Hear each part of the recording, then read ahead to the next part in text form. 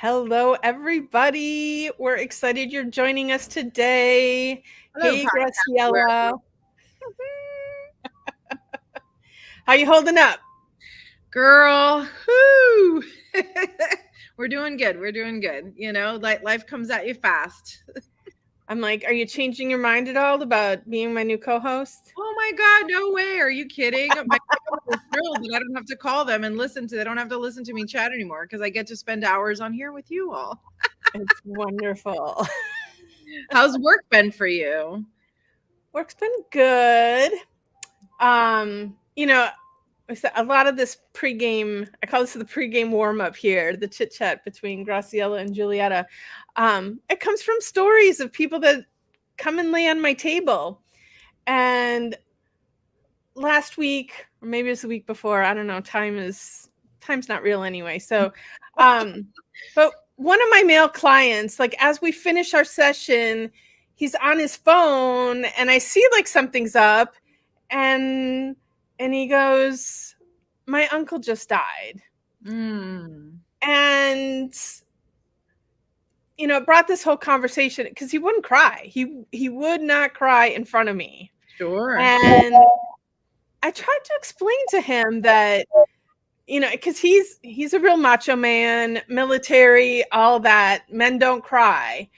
And because it's not brave, it's not strong. But to me, if a man cries in front of me, I feel honored that they felt safe enough to be vulnerable in front of me. I'm like, to me, it's one of the most brave things that a man can do is to cry. Absolutely. Like, am I wrong? No, absolutely. You're totally talking my language. I think a lot of people, if you ask them like significant memories and things like that, everyone always says, oh, I remember the day my dad cried, oh, I remember the day my cousin cried, so like me, I cry at least a couple times a day, every day, like just, just for good measure. But yes, you're right. Like the masculine crying is like such a big deal. And I don't know why, because to me, it is such a glorious thing. Did you see the other day? It was Roger Federer and Rafael Nadal, the two like top tennis players. They were doing a doubles match. And after the match, there was like this big like tribute, to Federer and whatnot. And there was somebody singing, and he got so overwhelmed at the gravity of the moment, right? Like he was in such gratitude that, oh my God, I get to do this. The guy starts bawling, and like not pretty crying, like ugly crying. Like he was just overcome with such emotion. And he reaches over to his buddy Nadal and he grabs him by the hand. Like, here's two major things happening, right? Like this made the news. I mean, if that doesn't tell you about society, right? Like this guy And crying makes the news. Right. And this guy's crying, and these two men who are like the epitome of testosterone, like athletes, and and it's such the sweetest moment. Like, I don't know why the mommy in me now see now I might cry, but the mommy and me just looked at them and I thought, oh my God, at the end of the day, like we're just people, like men are just people, they're right.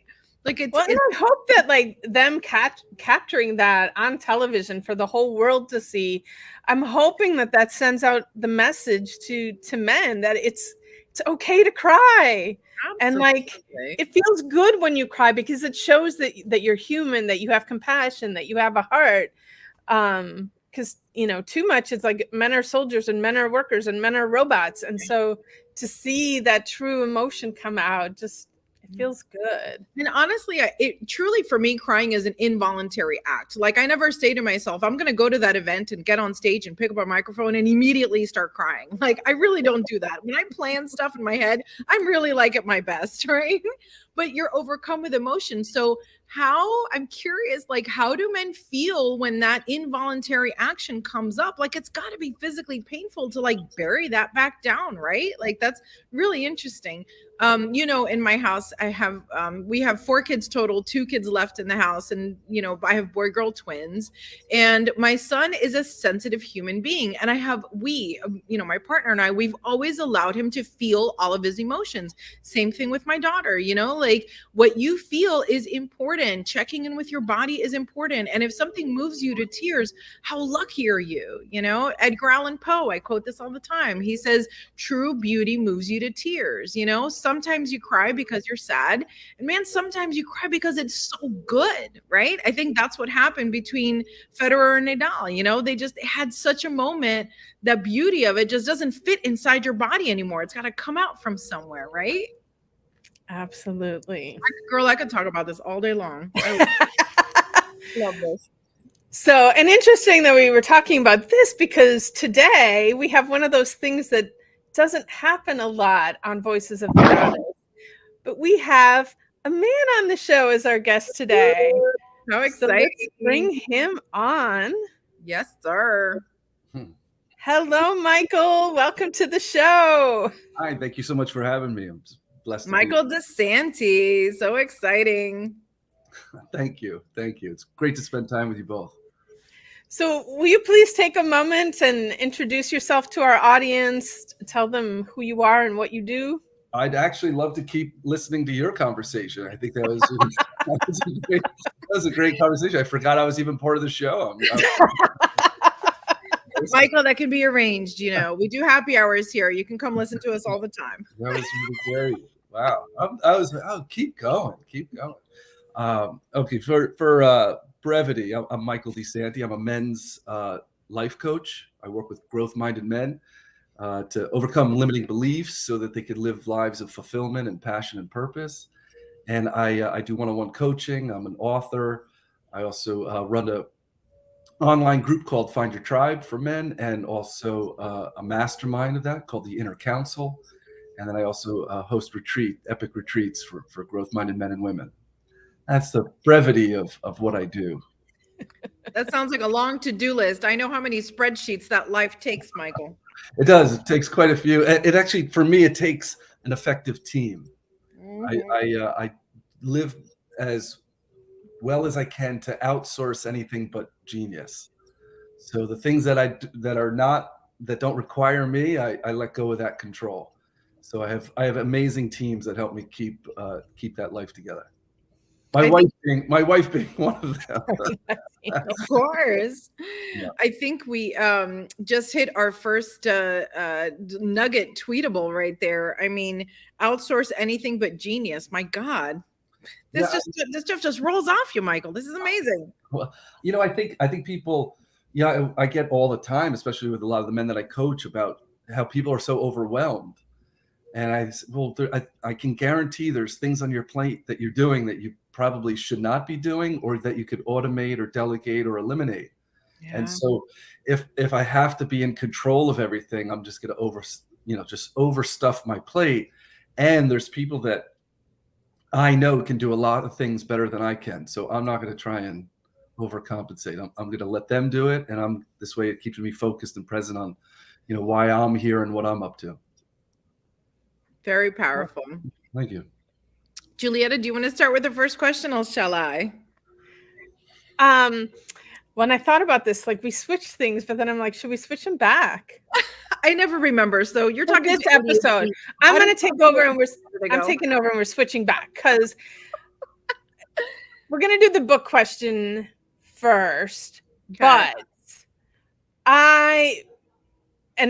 I don't know actually if this is your book, Michael, but this is our book. Like, even though your book is for men, it's for everybody. I read the book, and the beginning of the book, you have a page called A Gift. And I've read it out loud. I've read it to myself. I've read it out loud numerous times. I cannot get through it without crying. And because we were talking about crying when we start the show. And I think it's just such a powerful message that I know so many women out there that for traumas that they've been through, bad relationships that they've been through, have hatred towards men, anger towards men. And like, we need to get past that to heal. And I think this message that you wrote can be so powerful in starting that healing process. Yeah. And so what I really want is for you to read a gift to our audience. Request accepted. Yes. So my book is called New Men Emerging, and yes, it is written for men, but I agree with you. I think it's the audience is anyone who's growth minded, man or woman, and so the dedication is ultimately called a gift. So a gift. This book is dedicated to my soul's equal counterpart, the divine feminine. For centuries, you have called for peace, screamed from the treetops that a life of beauty is possible, and have patiently waited for boys to put down their foolish games that have caused the world heartache and despair. For far too long have you wept at night, praying for another way, as we men ignored your plea and went on fighting, comparing, and competing, only to never be satisfied. In our immaturity, we have caused suffering and pain by simply refusing your deeper wisdom and patience, and foolishly mistook your vulnerability for weakness. I am as guilty as the rest, and my mistakes and blind spots are far too many to count. I ask for your love and forgiveness as the masculine awakens. This book is dedicated to you. It is my promise that in our mistakes, there were seeds of wisdom planted that are now emerging. This book is my contract with you, that I am putting down my sword and walking off the battlefield completely. I do this not from a defeat of spirit, but quite the contrary, but rather with a clarity of purpose and vision that is fueled by your beauty and love. A commitment to healing the wounds that we have collectively caused by our sleep. This book is a promise. We are awakening. You can rest now. We are coming home to you. I'm like, I can't even listen to it without crying either. It's so beautiful, Michael. Appreciate that, and in all honesty, every time I read it, it moves me too, because I wrote it, but I don't claim it. I was telling you both earlier before, like it woke me up in the middle of the night, and I couldn't get it out of my head and my heart, so I went into my office and I started writing, and it happened the next night and the next night, and that's how the book came about. I had no intentions of writing a book, and my wife had asked me, what do you keep getting out of bed in the middle of the night for? Because I'm a really deep sleeper.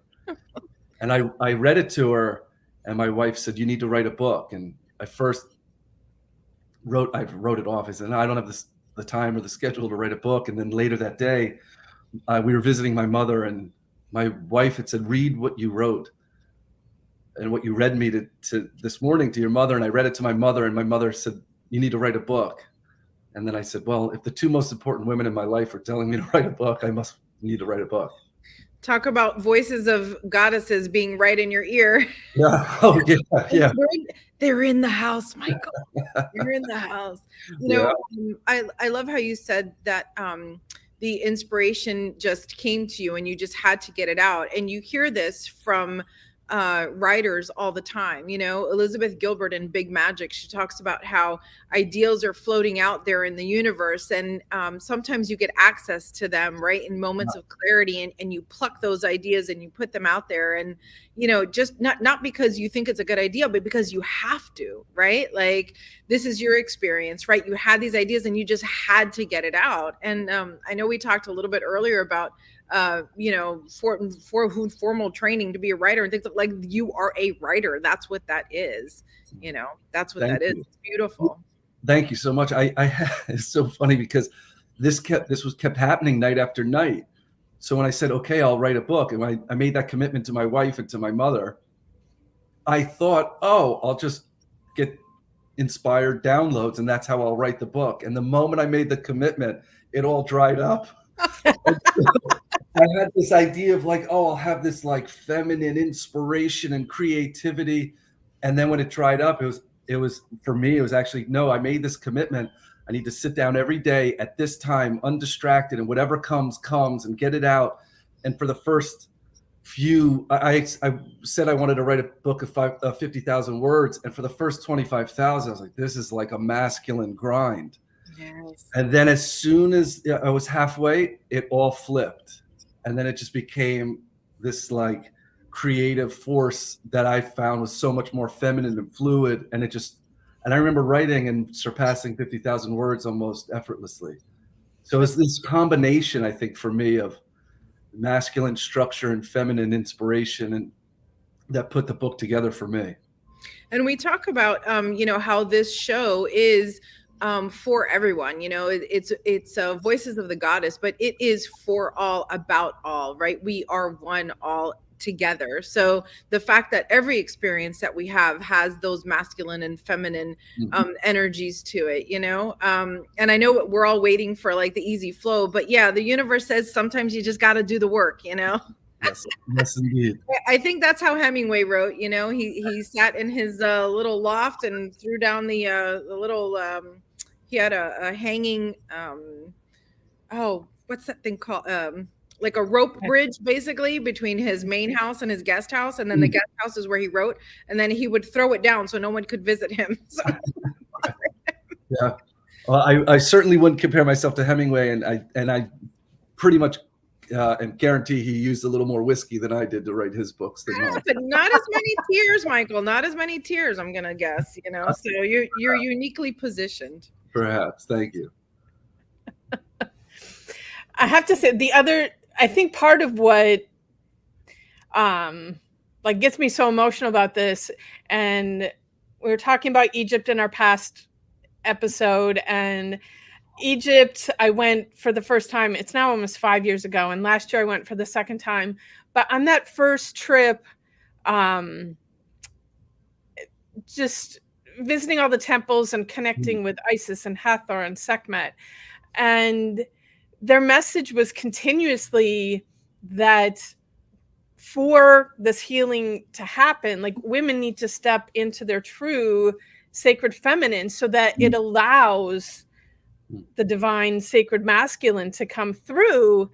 And because we as women had gotten into, yes, we're female by anatomy, but our ways of being had just gotten so forceful, masculine, and everything that's beautiful about the sacred feminine had kind of been buried in us. And so I left going, okay, I know what we have to do, but it just seemed overwhelming. And then when I read that in the dedication in your book, I'm like, there are men that are going to step up too and help us make that switch and help us get back to, it's a space of love. And, so it was almost like a huge relief when I read that, like, okay, I don't have to do this alone. Like, there are men that are going to do their part on their side, and we're all going to come together to make this happen. So yeah, I think there's a level. Absolutely, it's my pleasure. I think there's a level of reciprocity where, what has been suffocated and suppressed in us or in men, and suffocated and suppressed in women, is as men and women have the courage to tap into that. I think we're going to find that it's going to be reciprocal. That that both sides will feel safe enough, or perhaps safe again, to have that level of reverence for each other, which I think is being lost or has been lost. Yeah, it's all. I've tapped into the spiritual world for many long years, and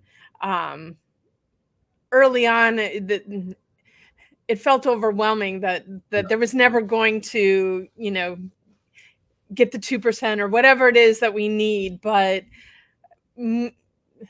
moving forward in all that we're going through and going through the pandemic,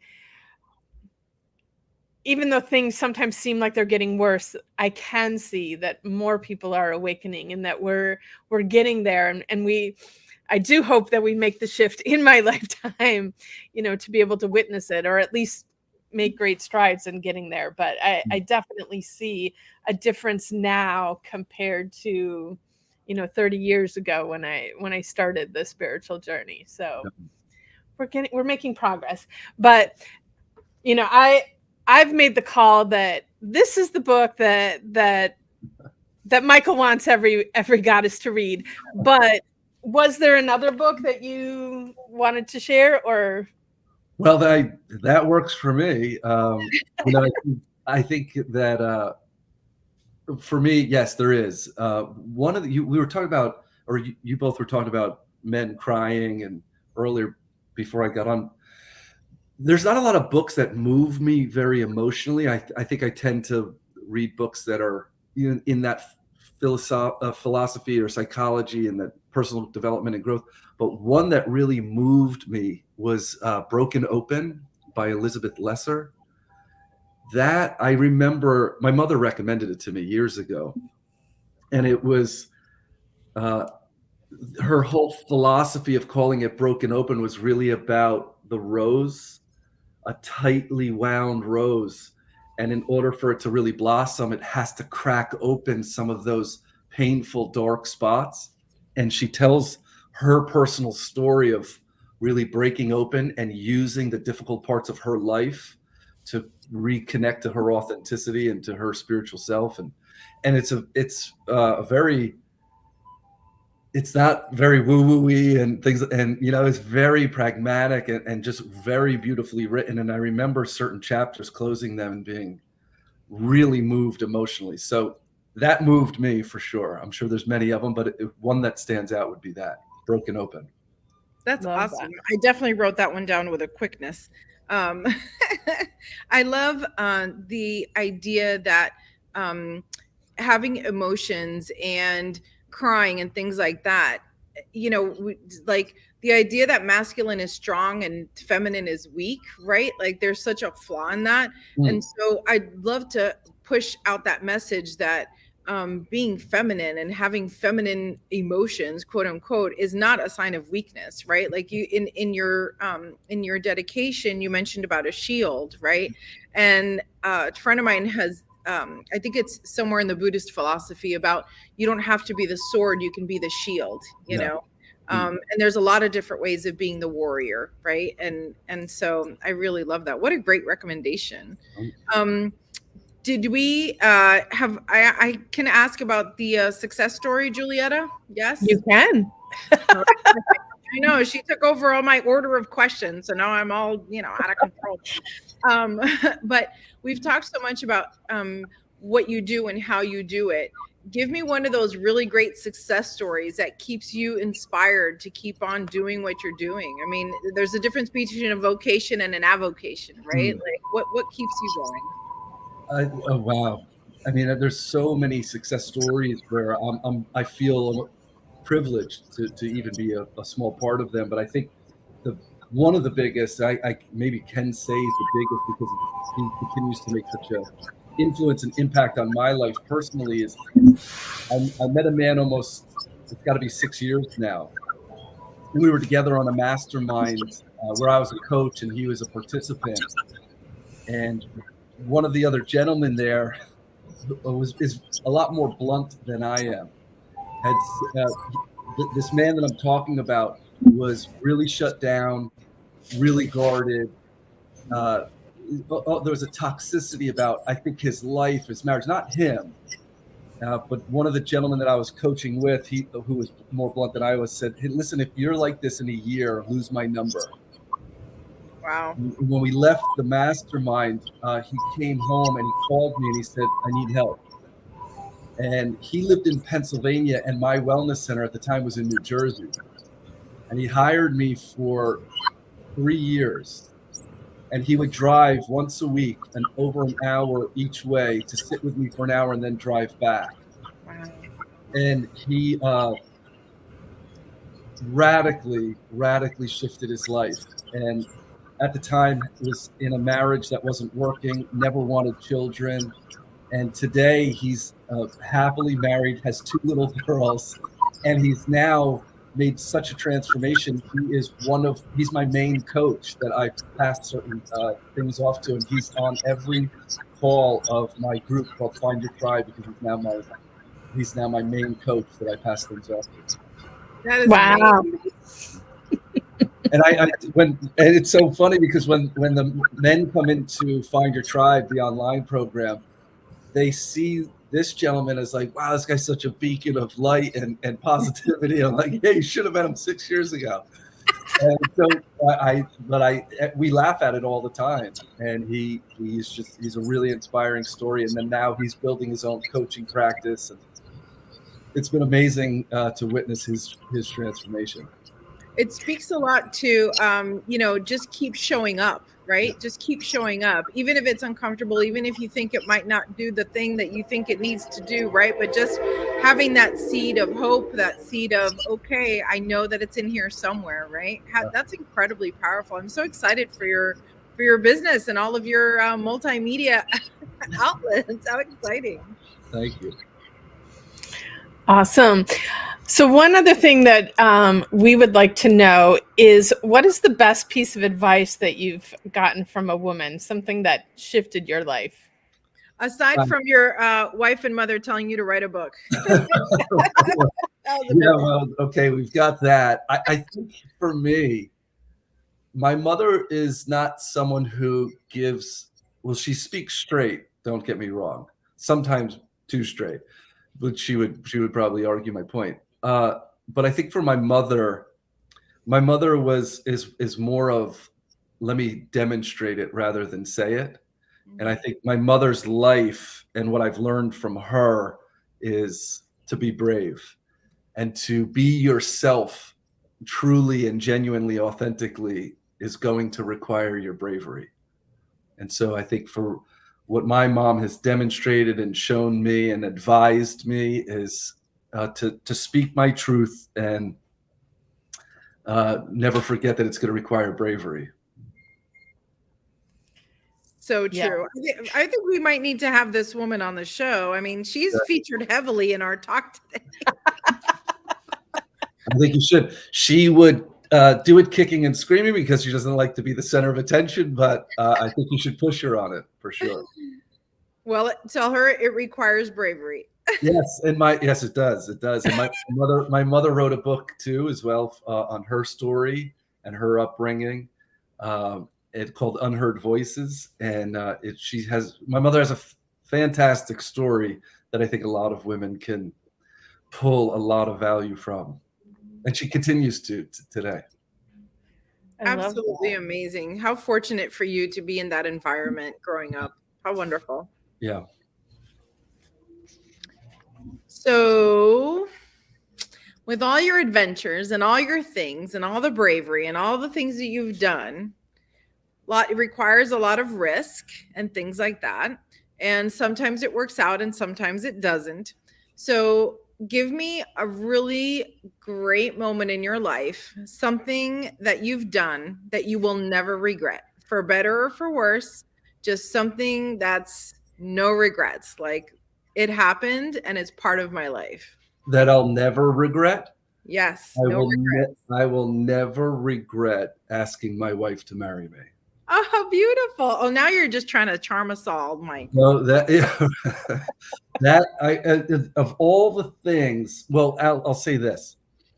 We're currently, my wife is pregnant with our first child. We're having a son in December. Oh, congratulations. It's taken us a long journey to get here. We've been trying for 3 years, but I had been saying throughout this pregnancy, and he's not even born yet, but I say throughout this pregnancy, I'm like, there's nothing I'll ever create, produce, or bring to life that will ever top what my wife has gone through to make us a family.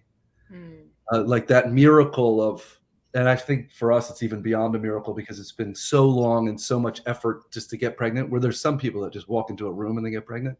That's not us.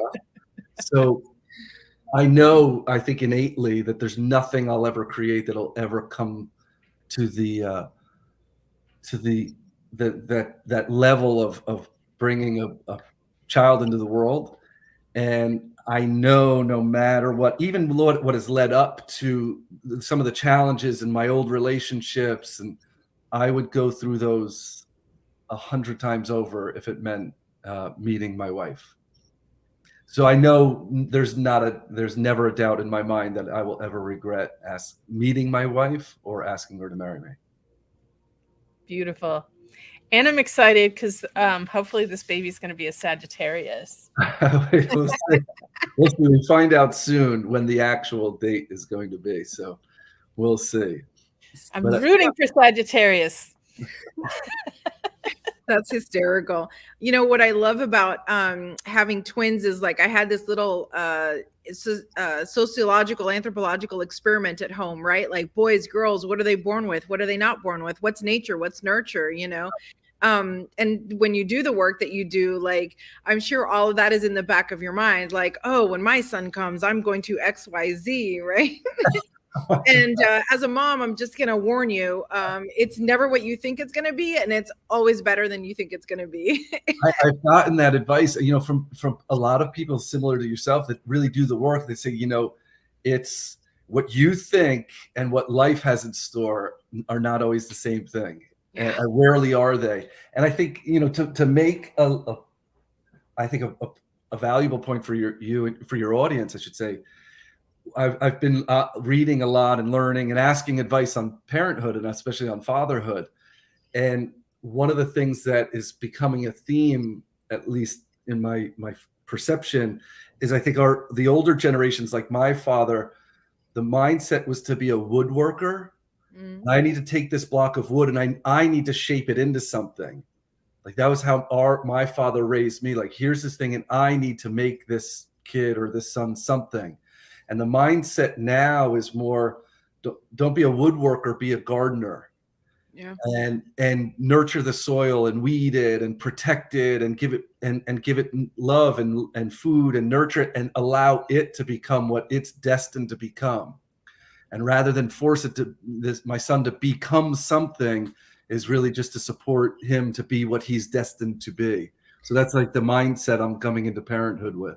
I think that's a really great foundation. And I will tell you that it is really challenging because as a parent, you're always a protector, right? And like I always say about my kids, like you can be creative and you can be yourself, but you can't drive a car backwards down the street because you think it's a great idea, right? Like, so there are still cultural and societal norms that we have to follow, right? You have to earn money somehow. You have to feed yourself somehow, right? Like these basic things have to happen. But yes, that concept of letting them be themselves. And sometimes it's really hard, like, especially me that I love controlling things. And, I'm like, okay, we're going to do cupcakes today. And then my kids want to like my son is one of those out of the box thinkers. Like instead of putting the frosting on top of the cupcake, he'd rather take the cupcake, dip it upside down, rub it on the frosting and be like, done, gotta go, like that kind of guy. But it's a lot of fun. It's exciting. It's challenging. It's loving. It's, they're always the best when they're sleeping. I will tell you that much is true also. Well, here it goes. I'll report back soon. And just having that community, makes such a big difference. So much of my parenting really has been having my village with me. I will say that if you will allow me to impart just a little bit of my own experience, our homes are physically built with brick walls. When you go to even to give birth, you're alone, right? Like there's a lot of alone time in this parenting. And I would say, go the other way, fill your house, let people help you, all the things that you think, oh no, I can handle it. There's no reason to, like there's so much wisdom. We talk about here ancestral wisdom, like these things have been passed down for generations. Let that come to you. Let that help you and buoy you throughout all of this. I'm so excited. Invite me. I'm coming. It takes a village. Indeed. So we've talked a lot of like deep stuff, philosophy stuff here, but the last thing we want to know is, what is your most sweetest, delicious memory? Oh my goodness, my life is peppered with delicious memories. I mean, I would have to say there's a lot of adventures I've been on with my wife, but I would say there's a moment in our honeymoon. We decided to go to Vietnam for our honeymoon. And it was, we were in this national park in Vietnam, and we stayed in this beautiful villa where you would let them know we're going out adventuring. When we come back, please just cook us a traditional Vietnamese meal. and we were we were on a scooter, and for some reason we got the entire park to ourselves.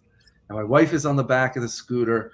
I'm driving it through this gorgeous national park in Vietnam. And she said, I don't know if I've ever seen you smile that big. And I remember jokingly, she thinks I was being serious, but jokingly getting off the scooter and saying, this is the greatest day of my life. And she said, well, you're supposed to tell me that getting married, the day of our wedding was the greatest day of your life, which just happened, by the way.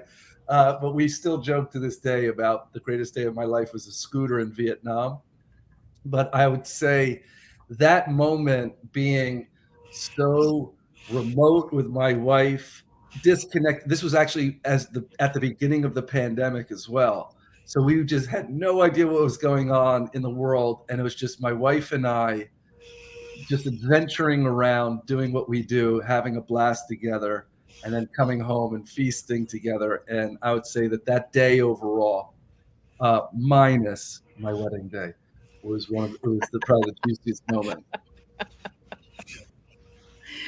Beautiful story. And again, I keep saying, like, being out in Mother Nature, just whatever it is, it just expands the energy of any moment.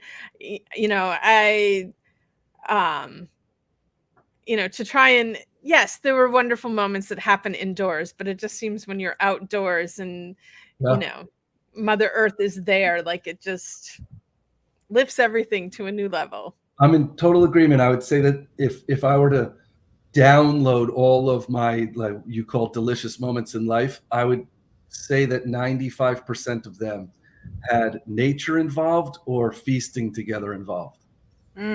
Absolutely. Food, sunshine, and a good breeze cannot be beat. No, it cannot. I think they're the two biggest medicines. Absolutely. Michael, you've been absolutely gorgeous. Oh. And I don't mean that. I mean, physically, podcast people, he's not bad looking. But I'm just saying, I've enjoyed our time together so much. I'm so excited to share this episode with everyone. Well, thank you. It's a pleasure and a blessing, and I'm humbled to be here. So thank you. And just shameless plug here. Again, the book is obviously by the title directed towards men. I loved reading the book. Your way of writing is very easy to read and just beautiful. And then, this is something too, like healing and growth. It's all really simple. It's not that complicated, but you just need a reminder of what those things are. And you do lay it out just beautifully and easy to understand. So I recommend you read it. And ladies, like, read it. I was telling Graciela, read it and leave it out on the coffee table, and hopefully your man will pick it up and read it too. Yeah, I was saying in my house, it might require like a private one-on-one reading. I leave books all over my house. Nobody else picks them up. But, sharing it intentionally makes a big difference. Julieta, this has book club written all over it. We talk about bringing it back. So let's see what's possible. So, but thank you, Michael, for joining us. It has been such a pleasure having you on the show, and so many golden nuggets here. I hope lots of people listen in. Thank you. Thank you so much for the opportunity. Thank you, Michael. All right. Have a great day. Bye-bye, everyone.